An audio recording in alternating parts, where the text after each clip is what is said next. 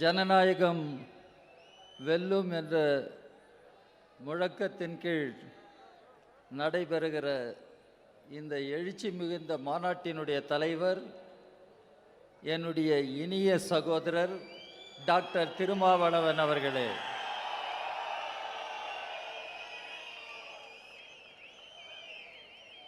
எனக்கு முன்னர் உரையாற்றி விடைபெற்றிருக்கிற அமர்ந்திருக்கிற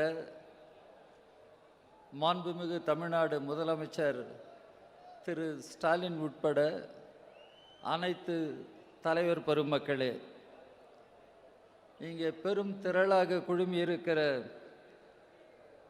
விடுதலை சிறுத்தைகளே, என்னுடைய சகோதரர்களே, சகோதரிகளே, ஜனநாயகம் வெல்லும் என்ற முழக்கத்தோடு இந்த மாநாடு நடைபெறுகிறது. அகில இந்திய அளவில் ஜனநாயகத்தை காப்பாற்றுகிற வரலாற்று கடமை நம் முன்னால் இருக்கிறது. கர்நாடகாவில் சட்டமன்ற தேர்தல் முடிந்ததற்கு பின்னர் மதச்சார்பற்ற ஜனநாயக கட்சிகளின் முதல் கூட்டம் பாட்னாவில் நடைபெற்றது. பீகார் மாநிலத்தினுடைய தலைநகரம். அந்த கூட்டத்தில் தமிழ்நாடு முதலமைச்சர் திரு ஸ்டாலின் உட்பட மதச்சார்பற்ற ஜனநாயக கட்சிகளின் முக்கிய தலைவர்கள் எல்லாம் பங்கு பெற்றார்கள்.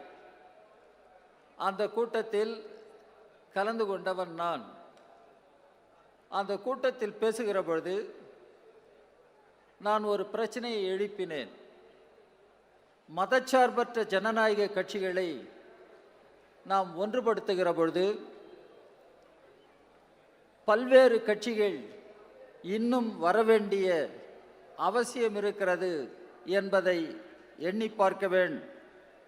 குறிப்பாக சொல்ல வேண்டுமானால், தமிழ்நாட்டில் என்னுடைய சகோதரர் திருமாவளவன் தலைமையில் இருக்கிற விடுதலை சிறுத்தைகள் கட்சி இந்த கூட்டமைப்பிற்கு கொண்டு வரப்பட வேண்டும்.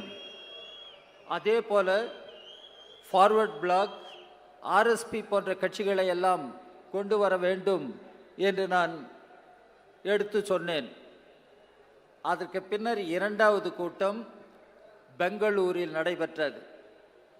அந்த பெங்களூர் கூட்டத்தில் தோழர் திருமாவளவன், சகோதரர் ரவிக்குமார் இவர்கள் கலந்து கொண்டார்கள். அந்த கூட்டத்தில்தான் இந்தியா கூட்டணி என்ற பெயரே ஒப்புக்கொள்ளப்பட்டது. Indian National Developmental Inclusive Alliance India. அங்குதான் அந்த பெயர் ஏற்றுக்கொள்ளப்பட்டது. அந்த அமைப்பு உருவானது. சகோதரர் திருமாவளவனுடைய பங்கு அதில் முக்கியமான ஒன்று என்பதை நான் உங்களுக்கு சொல்ல கடமைப்பட்டிருக்கிறேன். அதற்கு பின்னர் மூன்றாவது கூட்டம் மும்பையில் நடைபெற்றது. அந்த கூட்டத்திலும் சகோதரர் திருமா பங்கு பெற்றார். நான்காவது கூட்டம்தான் டெல்லியில் நடைபெற்றது. அந்த கூட்டத்திலும் சகோதரர் திருமா கலந்து கொண்டார். இவற்றையெல்லாம் குறிப்பிடுவதற்கு காரணம், இன்றைக்கு இந்தியாவில் ஜனநாயகம் வெல்ல வேண்டும், ஜனநாயகம் வெல்லும் என்று இன்றைக்கு உறுதியோடு சொல்லுகிற ஆற்றல் சகோதரர் திருமாவளவனுக்கு இருக்கிறார். ஜனநாயகம் வெல்லும், சர்வாதிகாரம் இந்த மண்ணில் வெல்லாது, வெல்லவும் நாம் விடமாட்டோம் என்பதற்காகத்தான் இந்த மாநாடு நடைபெறுகிறது. இன்றைக்கு குடியரசு நாள், 75வது குடியரசு நாள். இந்த குடியரசு நாளில் நாம் புரட்சியாளர் அம்பேத்கர் சொன்னதை நினைவில் கொள்ள வேண்டும். 1949ஆம் ஆண்டு நவம்பர் 26ஆம் நாள் அரசியல் சட்ட அவையில், கான்ஸ்டிடியூயன்ட் அசம்பிளியில் புரட்சியாளர் அம்பேத்கர் ஆற்றிய உரை வரலாற்று சிறப்புமிக்க உரை.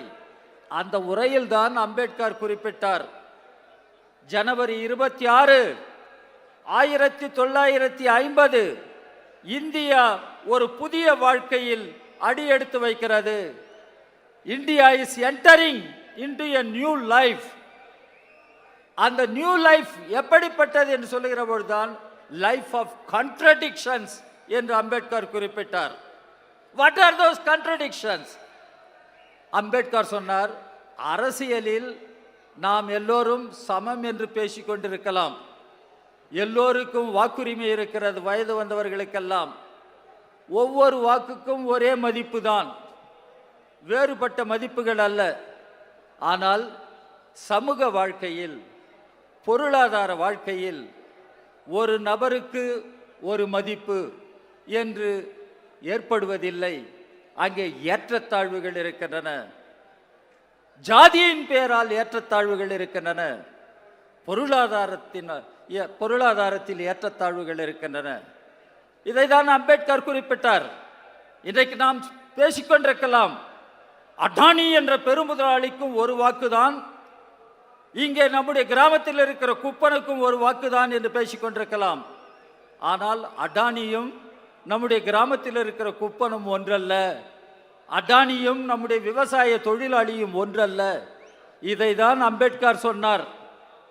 என்னதான் நாம் அரசியல் சீர்திருத்தங்கள் என்று பேசினாலும், பொருளாதார சீர்திருத்தங்கள் என்று பேசினாலும், நீங்கள் எங்கே போனாலும் உங்கள் வழியிலே ஒரு மான்ஸ்டர் வருகிறது, ஒரு பிசாஸ் வருகிறது. அந்த மான்ஸ்டர் என்பது ஜாதி என்று அம்பேத்கர் குறிப்பிட்டார். You can talk of any political reform, economic reform. Wherever you go, that monster crosses you. Unless you kill that monster, you cannot move forward. இதுதான் அம்பேத்கர் சொன்னது. அதனால்தான் நாம் அம்பேத்கரை நினைவு கொள்ள வேண்டும். அம்பேத்கருடைய செய்தி இன்றைக்கு நாடு முழுவதற்குமான செய்தி. அம்பேத்கர் அரசியல் சட்டத்தை உருவாக்கிய பொழுது அவர் சாதாரணமாக உருவாக்கி விடவில்லை, பல்வேறு நெருக்கடிக்கு உள்ளாகிதான் அந்த அரசியல் சட்டம் உருவானது. அம்பேத்கரை நெருக்கடி கொடுத்தார்கள். இந்தியாவை ஒரு மதவாத நாடாக அறிவிக்க வேண்டும், அதுவும் இந்துத்துவ கொள்கை அடிப்படையில் ஒரு இந்து ராஷ்டிரா என்கிற மதவாத நாடாக இந்தியா அறிவிக்கப்பட வேண்டும் என்று அம்பேத்கரை நெருக்கடி கொடுத்தார்கள். அம்பேத்கர் சொன்னார், இந்தியா ஒரு மதவாத நாடாக, ஒரு தியோக்ராட்டிக் நேஷனாக இந்தியா மாறுவது கூடாது. இந்தியா ஒரு செக்குலர் டெமோக்ராட்டிக் ரிபப்ளிக்காக, மதச்சார்பற்ற ஜனநாயக குடியரசாகத்தான் இந்தியா இருக்க வேண்டும் என்று இந்து ராஷ்டிரா என்கிற கொள்கையை நிராகரித்த அம்பேத்கர், அப்படி ஏதாவது நடந்துவிட்டால், இந்து ராஷ்டிரா என்பது ஏதாவது வகையில் உண்மையாகிவிட்டால், அது வந்துவிடுமானால், அதைவிட பேரிடர் நம்முடைய நாட்டிற்கு எதுவும் இல்லை, it will be a calamity என்று பேசினார். இன்றைக்கு அந்த பேரிடரை நம்முடைய நாடு எதிர்கொண்டிருக்கிறது, சந்தித்துக் கொண்டிருக்கிறது. அந்த பேரிடரை இன்றைக்கு ஒரு மதவாத ஜனநாயக கட்டமைப்புகள் எல்லாம் இன்றைக்கு தகர்க்கப்பட்டு ஒரு மதவாத ஆதிக்கம் இன்றைக்கு இந்தியாவில் நிலைநிறுத்த பார்க்கிறார்கள். அதனுடைய விளைவு என்ன? இந்த அரசியல் சட்டமே தேவையில்லை, இட் ஹஸ் லேப்ஸ்ட். இந்த அரசியல் சட்டத்தை தூக்கி எறிய வேண்டும். அந்த இடத்தில் எதை வைப்பது? மனுஸ்மிருதியை வையுங்கள். What is that Manusmriti? எல்லோருக்கும் தெரியும், மனுஸ்மிருதி என்பது ஜாதி அடிப்படையில் பிறப்பால் உயர்ந்தவன் தாழ்ந்தவன் என்கிற பேதங்களை நிலைநிறுத்துகிற ஒரு கொள்கை. ஆணுக்கு பெண் சமம் இல்லை, பெண்ணுக்கு உரிமை இல்லை என்று பாலின வேறுபாடுகளை, ஏற்றத்தாழ்வுகளை நிலைநிறுத்துகிற ஒரு கொள்கை மனுஸ்மிருதி. அதே போல இன்றைக்கு பொருளாதார ஏற்றத்தாழ்வுகளை நிலைநிறுத்துகிற ஒன்று மனுஸ்மிருதி. இதைதான் இன்றைக்கு பிஜேபி தலைமையில் அமைந்திருக்கிற ஆட்சி செய்ய முயற்சிக்கிறது. பிஜேபி என்பது என்ன? அது ஆர்எஸ்எஸ் அமைப்பினுடைய ஒரு கருவி, அரசியல் கருவி. ஆர்எஸ்எஸ்க்கு ஒரு கொள்கை இருக்கிறது, அது மதவெறி பாசிஸ்ட் கொள்கை. இந்தியாவின் ஜனநாயகத்தை குழி தோண்டி புதைக்கிற கொள்கைதான் ஆர்எஸ்எஸ் கொள்கை, பாரதிய ஜனதா கட்சியினுடைய கொள்கை. பாராளுமன்றம் ஏன் செயல்படவில்லை? 140க்கும் அதிகமான பாராளுமன்ற உறுப்பினர்கள் இன்றைக்கு சஸ்பெண்ட் செய்யப்பட்டிருக்கிறார்கள். ஒய்? பாராளுமன்றம் செயலிழக்குமானால் எங்கே ஜனநாயகம்? எங்கே ஜனநாயகம்? இதைதான் டாக்டர் அம்பேத்கர் கேட்டார். Parliament is supreme in our democracy. ஆனால் அந்த பார்லிமெண்ட் இன்றைக்கு ஏன் செயல்படவில்லை? பார்லிமெண்ட் செயல்பட முடியாமல் போகிறது என்றால் ஜனநாயகம் செத்து போகிறது என்ற அர்த்தம். If parliament becomes redundant, democracy dies. இதை நாம் புரிந்து கொள்ள வேண்டும். இதை தான் டாக்டர் அம்பேத்கர், நம்முடைய புரட்சியாளர், நம்ம எல்லாம் எச்சரித்து விட்டு போனார். இதை நீங்கள் தடுத்து நிறுத்த வேண்டும் என்று கேட்டுக்கொண்டார். இன்றைக்கு பாராளுமன்றமே செயலிழந்து போகுமானால் ஜனநாயகத்தை எப்படி காப்பாற்றுவது? எனவே நான் சகோதரர் திருமாவை பாராட்ட கடமைப்பட்டிருக்கிறேன். ஜனநாயகம் வெல்லும். அந்த ஜனநாயகம் வெல்லுமானால் தமிழ்நாட்டில் நடைபெறுகிற தேர்தலில் 40ஐயும் நாம் வெல்வோம் என்ற உறுதியை தமிழ்நாட்டு மக்கள் அளிக்க வேண்டும். பாரதிய ஜனதா கட்சி அதிகாரத்திலிருந்து அகற்றப்பட வேண்டும். பாரதிய ஜனதா கட்சி அதிகாரத்திலிருந்து அகற்றப்பட வேண்டும். பாரதிய ஜனதா கட்சி அதிகாரத்தில் இருக்கிற காலம் முழுவதும் ஜனநாயகம் இருக்காது, மக்களுடைய உரிமைகள் இருக்காது. ஜனநாயகம் என்று சொன்னால் அரசாங்கத்தை கேள்வி கேட்பதற்கு மக்களுக்கு உரிமை வேண்டும். ஜனநாயகம் என்று சொன்னால் அரசாங்கத்தினுடைய கொள்கைகளை விமர்சிப்பதற்கும் ஏற்றுக்கொள்வதற்கும் நிராகரிப்பதற்கும் மக்களுக்கு உரிமை வேண்டும். இந்த அரசியல் சட்ட உரிமைகள் யாரோ கொடுத்தவை அல்ல, நம்முடைய அம்பேத்கர் அவர் கொடுத்த அரசியல் சட்டத்தில் மக்களுக்கென்ற அடிப்படை உரிமைகள், கான்ஸ்டிடியூஷனல் ரைட்ஸ், டெமோக்ராட்டிக் ரைட்ஸ் இருக்கின்றன. இவற்றை நாம் எப்படி காப்பாற்றப் போகிறோம்? அதான் இன்றைக்கு இருக்கிற கேள்வி. சகோதரர் திருமாவளவன் பேசுகிற பொழுது ஒன்றை குறிப்பிட்டு சொன்னார். எத்தனை பேர் அதனை நீங்கள் செவிமடுத்து கேட்டீர்கள் என்று எனக்கு தெரியாது. இன்றைக்கு இந்தியாவிற்கு ஒரு மாற்று ஆட்சி தேவைப்படுகிறது. இந்திய கூட்டணி என்பது மதவெறி பாசிஸ்ட் கொள்கைகளை கொண்ட பாரதிய ஜனதா கட்சிக்கு ஒரு மாற்று. அப்படி மாற்றை நாம் உருவாக்குகிற பொழுது நீங்கள் இங்கே வெளியீடுகளை எல்லாம் பார்க்க வேண்டும். ஒரு பக்கத்தில் காரல் மார்க்ஸ், அம்பேத்கர், பெரியார். இது ஒரு அடையாளம், இது ஒரு கருத்தை முன்வைக்கிறது. தமிழ்நாட்டில் மார்க்ஸை பின்பற்றுபவர்கள், பெரியாரை பின்பற்றுபவர்கள், அம்பேத்கரை பின்பற்றுபவர்கள் நாம் அனைவரும் ஒன்றுபட்டு களத்தில் நிற்க வேண்டும், கரம் கோர்த்து போராட வேண்டும். தமிழ்நாட்டில் ஜனநாயகம், இந்தியாவில் ஜனநாயகம் என்றால் இந்த மாமேதைகளை பின்பற்றுபவர்கள் எல்லாம் ஒரு களத்தில் நின்று போராட வேண்டும். அதை தான் அவர் இடதுசாரி ஜனநாயக மாற்று ஏற்படுவதற்கு நாம் பாடுபட வேண்டும் என்று குறிப்பிட்டு பேசினார். நான் அதை மிக உன்னிப்பாக கவனித்துக் கொண்டிருந்தேன். இடதுசாரி மதச்சார்பற்ற ஒரு மாற்று தமிழ்நாட்டுக்கு மட்டுமல்ல, இந்தியா முழுவதற்கும் இடதுசாரி மதச்சார்பற்ற மாற்று இன்றைக்கு தேவைப்படுகிறது. அப்போதுதான் நாம் இந்தியாவை காப்பாற்ற முடியும், இந்தியாவை மாற்ற முடியும். சமத்துவம், சுதந்திரம், சகோதரத்துவம், டாக்டர் அம்பேத்கர் குறிப்பிட்டது போல் லிபர்ட்டி, ஈக்குவாலிட்டி அண்ட் ஃப்ரெட்டர்னிட்டி. இதன் அடிப்படையில் மக்கள் எல்லாவற்றையும் பெற்று மக்கள் மகிழ்ச்சியோடு எல்லாரும் எல்லாமும் பெற்று இல்லாமை இல்லாத நிலை ஏற்பட்டு மக்கள் மகிழ்ச்சியோடு வாழ்வதற்கு என்ன செய்வது?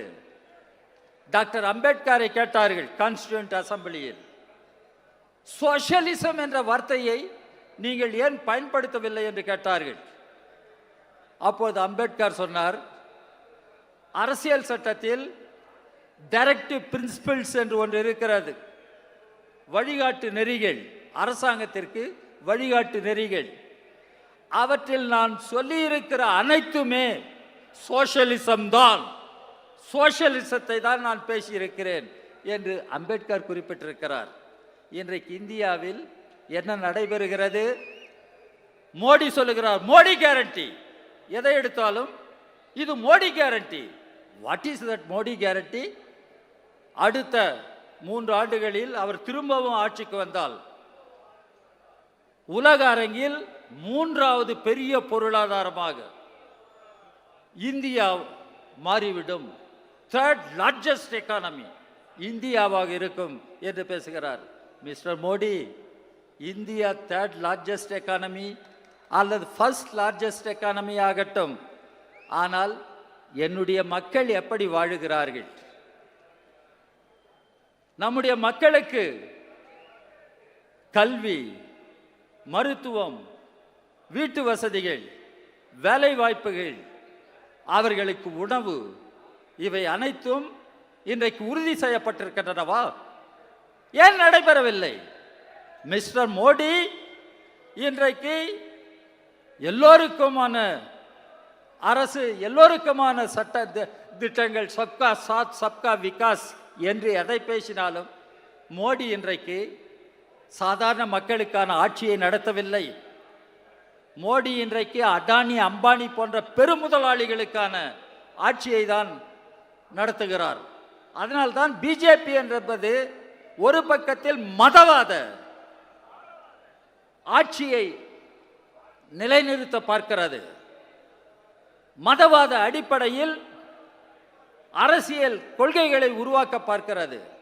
இன்னொரு பக்கத்தில் பகிரங்கமாக பெருமுதலாளிகளையும் கார்ப்பரேட் நிறுவனங்களையும் பிஜேபி அரசு இன்றைக்கு ஆதரித்து வருகிறது. இந்த சூழலில்தான் பாரதிய ஜனதா கட்சியை அதிகாரத்திலிருந்து அகற்ற வேண்டும். பாரதிய ஜனதா கட்சி அதிகாரத்திலிருந்து அகற்றுவது என்பது நம்முடைய அரசியல் சட்டத்தை காப்பாற்றுவதற்காக, நம்முடைய ஜனநாயகத்தை காப்பாற்றுவதற்காக, மதச்சார்பற்ற ஜனநாயக நெறிமுறைகளை காப்பாற்றுவதற்காக. எனவே இந்தியாவினுடைய தெற்கு பகுதியில், இந்த திருச்சி மண்ணில், காவிரி நதி தீரத்தில் அன்பு சகோதரர் திருமா எழுப்புகிற ஜனநாயகம் வெல்லும் என்கிற இந்த முழக்கம் இந்தியா முழுவதிலும் இன்றைக்கு எதிரொலிக்க வேண்டும். ஜனநாயகம் வெல்லும். நாம் ஒன்றுபட்டு போராடுவதன் மூலம் ஜனநாயகத்தை காப்பாற்ற முடியும். வலதுசாரி பிற்போக்கு சக்திகளான பாரதிய ஜனதா கட்சியை அதிகாரத்திலிருந்து தூக்கி எறிய முடியும், நாட்டை காப்பாற்ற முடியும் என்ற அந்த நம்பிக்கையோடு இந்த மாநாட்டிலிருந்து நாம் போக வேண்டும். இந்த மாநாடு அந்த நம்பிக்கையை தருகிற நம்பிக்கை ஒளிமிக்க மாநாடு என்று நான் கருதுகிறேன். இந்த மாநாட்டை இன்றைய காலகட்டத்தில் இவ்வளவு சிறப்பாக நடத்தியதற்காக சகோதரர் திருமாவளவனுக்கும் விடுதலை சிறுத்தைகள் கட்சி அமைப்பிற்கும் இந்திய கம்யூனிஸ்ட் கட்சியினுடைய சார்பில் மனம் நிறைந்த பாராட்டுகளை, வாழ்த்துக்களை நான் உரித்தாக்குகிறேன். விடுதலை சிறுத்தைகள் கட்சியும் கம்யூனிஸ்ட் கட்சியும் வெவ்வேறான கட்சிகளானாலும் களத்தில் நாம் ஒன்றுதான், போராட்டத்தில் நாம் ஒன்றுதான், கொள்கையில் நாம் ஒன்றுதான். நாம் ஒன்றுபட்டு போராடுவோம். தமிழ்நாட்டை காப்பாற்றுவோம், இந்தியாவை காப்பாற்றுவோம். பாரதிய ஜனதா கட்சியை வீழ்த்துவதன் மூலம் ஜனநாயகத்தை காப்பாற்றுவோம். ஜனநாயகம் வெல்லும் என்பதை உறுதிப்படுத்துவோம் என சொல்லி மீண்டும் வாழ்த்துக்களையும் பாராட்டுக்களையும் சொல்லி விடைபெறுகிறேன். நன்றி, வணக்கம்.